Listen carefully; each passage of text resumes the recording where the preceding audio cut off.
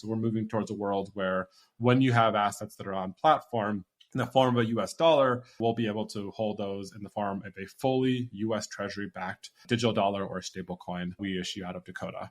You can still hold other stablecoins if you like, but these will have certain qualities to them, such as the kind of interest or sharing an interest income in a way that would be typically harder with other folks. And so if you want to send it out, you can send it out as a dollar, and it's a closed system, so it's converted back to that dollar at the moment of send. Or if you want to send it out as a stable coin, under the hood, it's all taken care of. You can bridge and swap that to whatever you might want to use outside of the ecosystem, because as a reminder, these are kind of closed system stable coins. And so I think that this will be a new trend that we see more folks partake in, given the revenue opportunity and just the cost efficiency of relying on blockchain and related services, as opposed to having to rebuild a lot of what has traditionally been your own payment infrastructure. None of the information in this podcast constitutes investment advice or an offer, recommendation, or solicitation by WAGMI Ventures or any of its affiliates to buy or sell any security. Hey everyone, Benga here with WAGMI Ventures podcast. On today's episode, we have Ryan Bozarth, founder of Dakota, a modern crypto-native banking platform for businesses, allowing companies to easily accept and make payments in USD or crypto, operate globally, and generate yield automatically. For anyone who is new, this is the WAGMI Ventures podcast, where we do snapshots with interesting builders and founders across crypto and AI. Check out wagmiventures.io to learn more about the syndicate behind the podcast. Thanks for joining us. For now, let's enjoy the conversation with Ryan. Super excited to have you on, Ryan. Welcome. Thanks, Benga. Very excited to be here. Yeah, we're really pumped to chat here, and pretty sure there's a lot to cover in this conversation. So I'm going to jump right into it because always curious about the unique stories of how founders got into crypto and what inspired them. Can you talk to us about your crypto journey? Yeah, so I will put myself in the cohort of people who foolishly dismissed Bitcoin in the beginning, but really started to understand and appreciate crypto while I was working at Airbnb. We had a club there called Block BNB, and we would get together on a reoccurring basis, have speakers come. It was a chance to talk about the tech, talk about the possibilities. And that really was the first foray into crypto. And then from there, I had actually got a chance to spend time with Diogo and Nathan of Anchorage, who I had worked with at Square in the early days. And my first kind of full-time job at crypto was joining them to help lead product and build the first version of Anchorage. And from then, it's been a career now of probably 6 years being in crypto. I know, that's pretty awesome, pretty amazing story. It's funny, you mentioned Airbnb, but I also know you were at Coinbase. And interestingly, I had a Coinbase alum, Yitan Zhang of Agora, on the show last week. Coinbase, of course, has been the starting point for many founders in the space. And so I had a similar question like this for Yitan, which is, how do you think your time at Coinbase impacted your crypto view of the world? Yeah, I worked at Coinbase custody when I was there. So I spent a lot of time with institutions that were in crypto. And so one of the first things that I very quickly understood from that time, the time at Anchorage, was really getting into the different dynamics of what people needed and how those were different across different market segments, even at the institutional level. And so within institutions, for example, there's so many subcategories of whether it's a crypto VC or a large traditional asset alloc, and what that feature set and what success looked like for them was so different. Whether it was crypto native features, whether it's trade financing, risk management, you name it. That really got me into being able to appreciate those nuances and apply that to crypto more broadly. And so that's been really helpful going forward in how we think about target markets. And so even with Dakota, we look a lot at a very specific profile within a market. And so we do the kind of age-old idea of a target use of one. So is there someone that has a very specific name, role, or title, or company, and allow us to think about a target market and those types of nuances. And a lot of that came from the time at Coinbase. Yeah, let's absolutely dive into Dakota, actually, and seeing a lot of the gaps, I guess, that you saw and the challenges that enterprises were facing and how Dakota is one answer to a lot of those things. So in your own words, what is Dakota? Talk more about what inspired you and your co-founders to work on this problem. Yeah, so we spent a lot of our early careers at Square where you really had the ability to help merchants, which heavily inspired us because it was really people who were branching out on their own, and the ability to support them and help them was like very meaningful. I think that carried through to our time at Coinbase, and really that to me translated to enabling economic freedom more broadly, with really that emphasis on the kind of businesses in the space. And so from there, we were able to say that Dakota really felt like it was a unique opportunity to be able to leverage things that we've seen in the market, stablecoin infrastructure, to build something new and a new type of account, where we had at the same time seen how traditional banks really just lagged behind the speed and the demands we needed. The tech was old, global businesses and payments were slow and generally pretty expensive. And we thought we could change that. And so Dakota in itself is an attempt to do just that. We offer a fully owned, globally accessible bank account. You can accept and make payments in USD or crypto, and your deposits are fully backed by US Treasuries. And we let you maintain control of your own assets. So they're never going to be a liability on a bank's balance sheet. That's what really gets us excited, and really how I think we came to this place. And we're spending a lot of our time with these businesses. That's pretty awesome. I know that you guys recently launched out of stealth, I want to say about a month ago now. Can you share your experience as a founder through this journey, tailwinds, obstacles, any insightful nuggets that you can share with our audience? Yeah.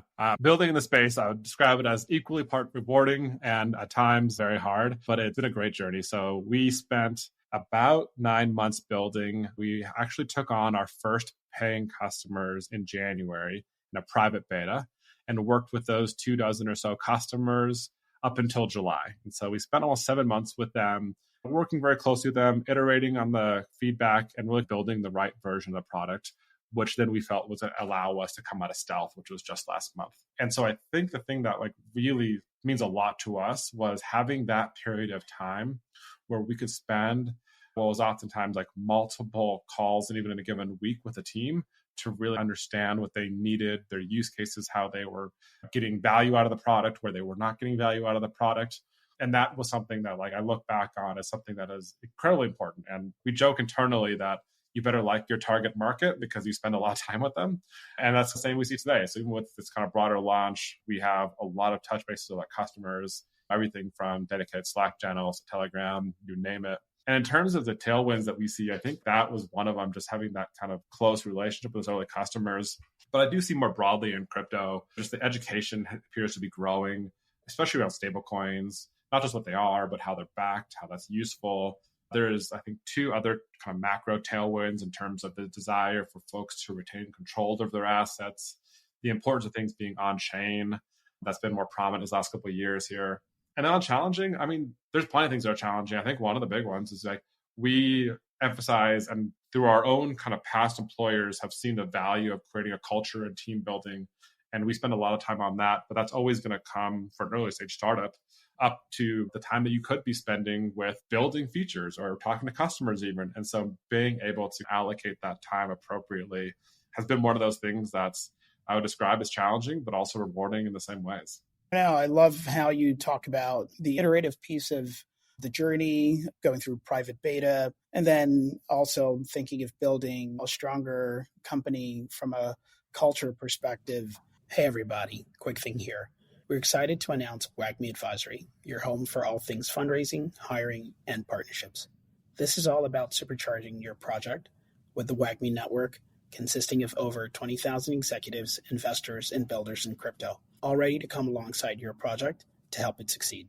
Get in touch at team@WAGMI Ventures to learn more and figure out if WAGMI Advisory is the right fit for your project. Let's get back to the show. Certainly, it's very cool what you've been doing in how you think about the progression from moving from private beta to where Dakota is today. I'd be curious to learn about the use cases and what use cases most excite you today with Dakota and which ones have the most promise and where you think down the road would have the most significant impact. Yeah, I think we see a couple different use cases here. So, first one is that we have a lot of teams that are outside of the US that use Dakota. So I'd say about 70% of our customer base are international or are non-US teams. And those folks are using us oftentimes as a bank replacement. And so that might be because there's not great access to traditional bank where they are, or there's high barriers to entry to get those accounts, whether because they work in crypto or some other reason, or they're just looking for something that has some of the capabilities that are powered by crypto. So this kind of speed to move more globally, retain control, things along those lines.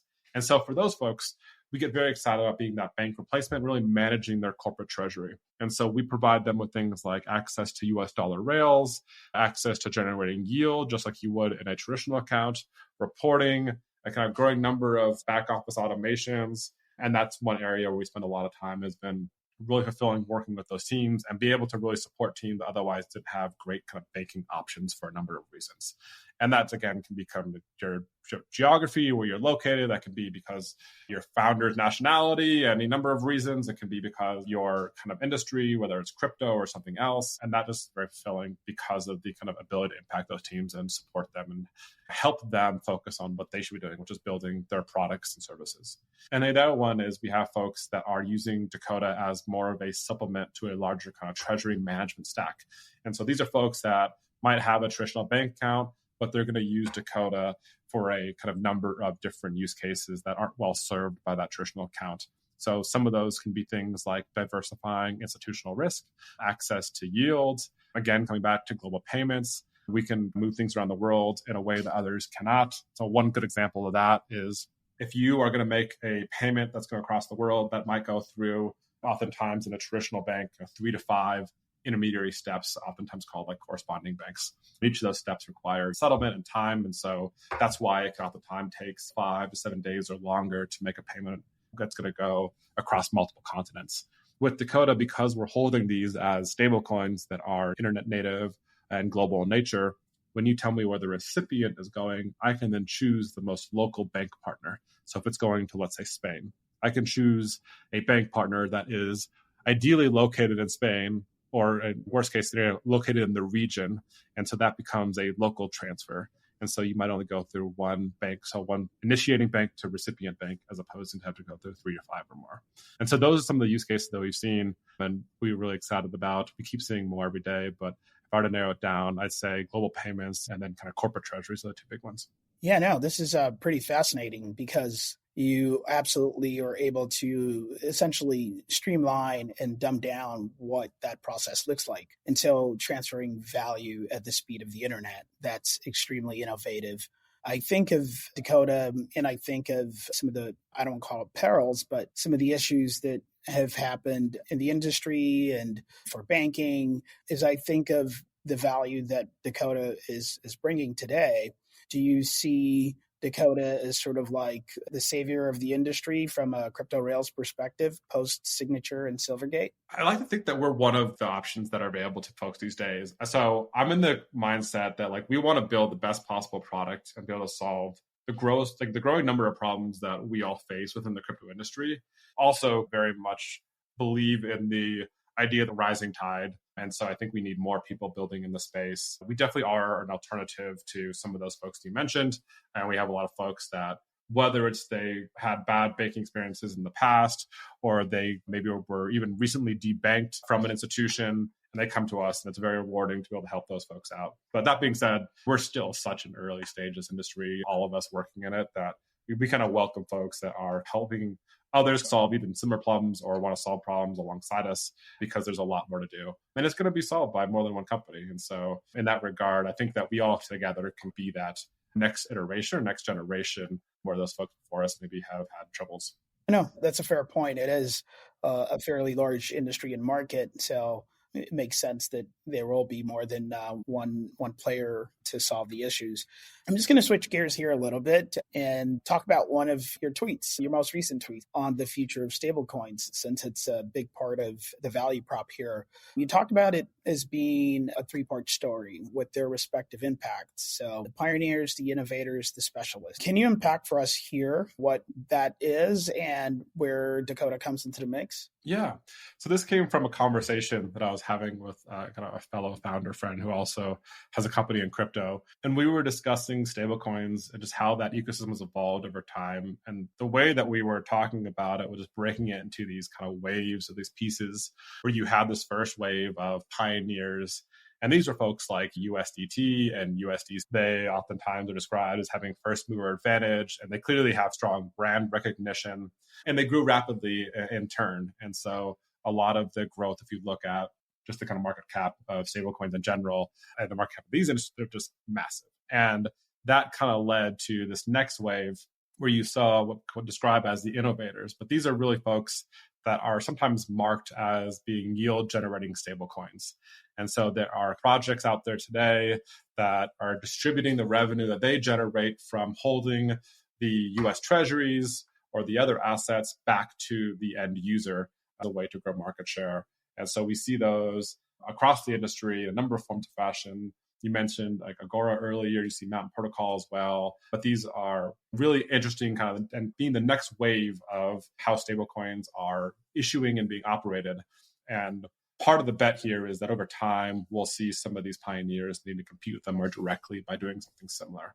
And this last piece, this is where Dakota comes into play in many ways, is that we see a wave or a group that will be called specialist. And the idea behind specialist is that there will be an understanding within fintechs and more broadly within technology that these stablecoins are actually an amazing way to offer an on-platform asset that can really streamline your own operational efficiency, drive revenue, and be an alternative to what has been traditionally done of like private ledgering an asset. So this, for example, would be if you were to have a platform that accepts US dollars and allows someone to send out US dollars, you could hold those as a stablecoin that you issue and that you back with US treasuries. And by doing that, a lot of the infrastructure you might need around private ledgering goes away because you're relying on broader kind of blockchain infrastructure. You have now a revenue stream that is of higher quality than working with another kind of counterparty or third party, because you can hold these US treasuries oftentimes directly, earn the interest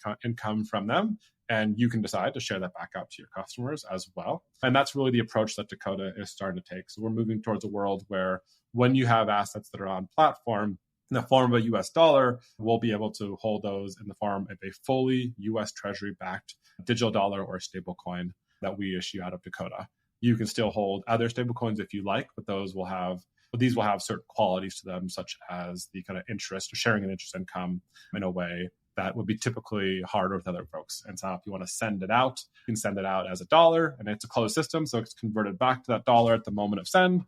Or if you want to send it out as a stable coin, under the hood, it's all taken care of. You can bridge and swap that to whatever you might want to use outside of the ecosystem, because as a reminder, these are closed system stable coins. And so I think that this will be a new trend that we see more folks partake in, given the revenue opportunity and just the cost efficiency of relying on blockchain and related services, as opposed to having to rebuild a lot of what has traditionally been your own payment infrastructure. Yeah, awesome. And I know falling in that specialist vertical of how you describe it makes a ton of sense. You are seeing a lot of growth in the stablecoin, especially the yield-bearing stablecoin space. And just a reminder, our listeners here, you support all USD-pegged stablecoins, or is there a primary focus today with a long-term view on other pegged stablecoins? Yeah, so we work with stablecoins that are fully backed by US dollars and soon to be euros as well. And so that meant things like USDC and USDT are fully supported today. When we're talking about things like our own stablecoin, that'll be very similar in terms of its backing. And then we also support other stablecoins as well on the platform. The wallet itself that we have built supports more broadly EVM as well as Solana and SPLs. And so that allows us to very easily port a number of stablecoins on the platform. But in terms of the kind of dollar rail access and that kind of bank services, those are always going to be converted to a stablecoin that is backed by US Treasury. Awesome. All right. We've spoken quite a ton here on stablecoins, which is just one aspect of the crypto space. I feel like we'd want to just get your take and your thoughts around the state of the union in crypto today, and what else outside of stablecoins and payments excites you. Yeah, I put myself in the camp right now of being very excited about the application layer. I think for a long time, and I know it's been discussed, we spent, for the right reasons, really working through some of the foundational layers, the infrastructure needed. But it really feels we're at this turning point as an industry where there's still definitely a lot more room to improve those systems and those services, and those companies will grow, but to start to see these breakout products at the application layer. And so if I think about some of the examples of the space, one of the ones that's most often given, but I'll give as well, is like Farcaster, because it's such a good representation of crypto being core to the value proposition of the product, but to enter the product and experience and get value out of it, you don't need to have a high degree of crypto knowledge. And so I think we'll see a lot of that in the next coming couple of years here. And I'm very excited about that. I think I've got a chance to spend a fair amount of time in some of the infrastructure, foundational layers. And so be able to see all that in many ways pay off is very exciting. And so that's where I have my eye on the horizon and where I'm spending a lot of my time. And obviously Dakota is a bet on that as well. But we really get excited about those coming to the forefront because in many ways, like that is how you can onboard the next billion users. And so we're very excited about the application layer. Awesome. I'm personally very excited about what Dakota is building here. I can think of a lot of use cases here and folks that would love to partner with you, especially as you guys really just bring in that operational efficiency and seamlessness. So would be rooting for the project, would continue to follow your evolution and development as you go through this new phase. Congratulations of coming out of stealth. And thank you very much for being on the show today. Yeah, thanks a lot, Bingo. This has been great. Awesome. Take care. Hey, everybody. Thanks for listening. If you enjoyed the episode, go ahead and give us a good 5-star rating and subscribe wherever you're getting your podcasts so you can get all the latest conversations from the most interesting founders, builders, and investors from across the world. Thanks so much and have a good one.